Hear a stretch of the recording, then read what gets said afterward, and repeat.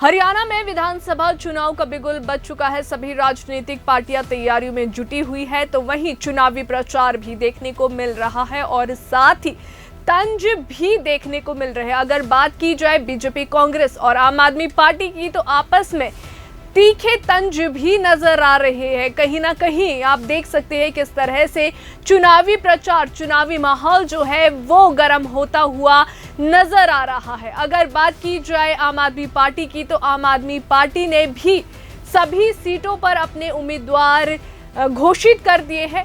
तो इसी पर खास बातचीत आज हमारी हुई है जींद से आम आदमी पार्टी के प्रत्याशी वजीर ढांडा से। सबसे पहले बहुत बहुत स्वागत है सर समन न्यूज हरियाणा में।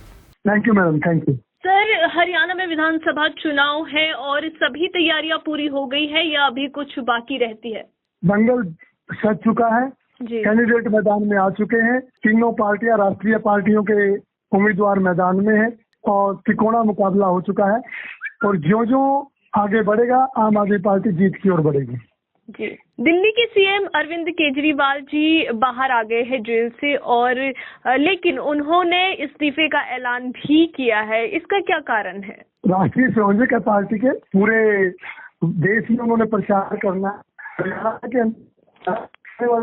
दिल्ली में चुनाव है, हर प्रदेश में उन्होंने जाना है। राष्ट्रीय संयोजक को एक, मैं मानता हूँ कि बहुत सही फैसला उन्होंने लिया है कि इस प्रकार के व्यक्ति को एक स्टेज तक न रहकर पूरे देश में काम करना चाहिए।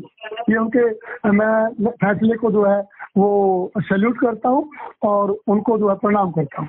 जी, दिल्ली के सीएम अरविंद केजरीवाल के बाद दिल्ली का सीएम कौन हो सकता है? कोई भी पार्टी का कार्यकर्ता, कोई भी पार्टी का पदाधिकारी, कोई इस पार्टी में ऐसा नहीं है कि परिवारवाद या कोई ऐसी चीजें नहीं है। फिर भी पार्टी जिसको उचित समझेगी, जहाँ वो केंद्र बिंदु होगा, जिसकी सब इज्जत करते होंगे, मानते होंगे, दिल्ली की जनता जिसको सबसे ज्यादा प्यार करती होगी, वो जो है उसका मुख्यमंत्री बनेगा। जी, आप नेता संदीप पाठक जी भी चुनावी प्रचार में हरियाणा आ रहे हैं, और क्या अब केजरीवाल जी भी हरियाणा में चुनावी प्रचार के लिए आएंगे?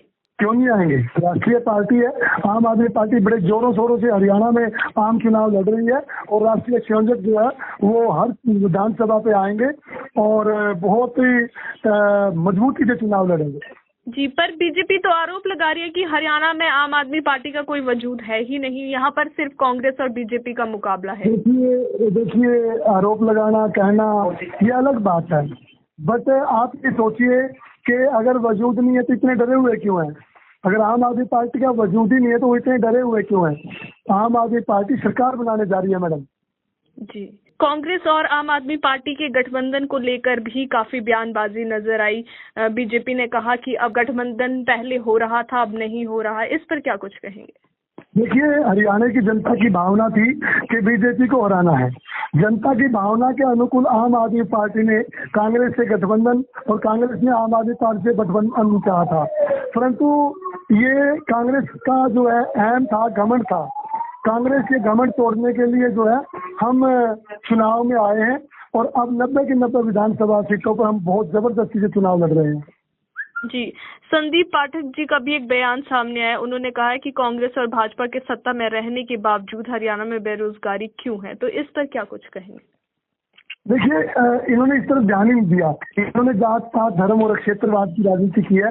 इन्होंने मुद्दों की राजनीति की नहीं, ना शिक्षा की, ना स्वास्थ्य की, ना बिजली की, ना पानी की, ना रोजगार की। इस तरफ इन पार्टियों का ध्यान ही नहीं रहा। इसलिए हम चाहते हैं कि आने वाले समय में हरियाणा में आम आदमी पार्टी की सरकार हो और हम दिल्ली और पंजाब की तरह यहाँ पर हरियाणा में भी विकास कार्य करें।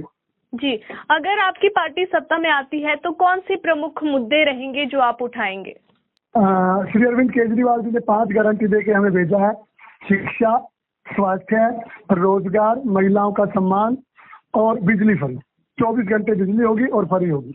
जी, बिजली फ्री तो पंजाब में भी, पर पंजाब के लोगों का कहना है कि बिजली फ्री तो ऐसे देते हैं, कई बार तो जो बिजली है वही नहीं होती है, कट्स काफी ज्यादा लगते हैं बिजली में।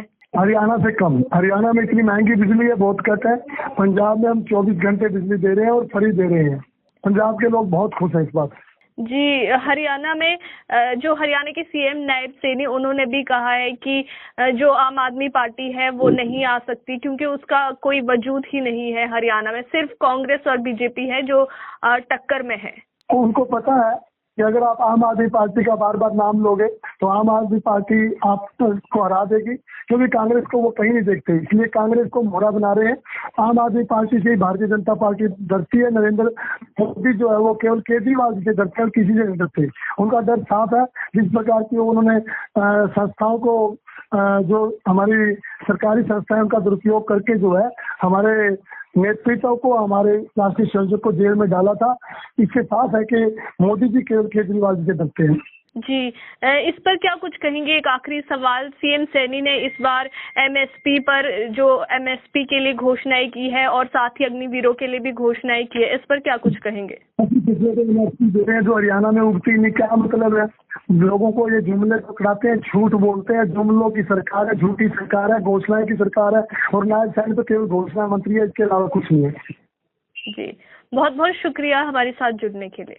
Thank you ma'am, thank you.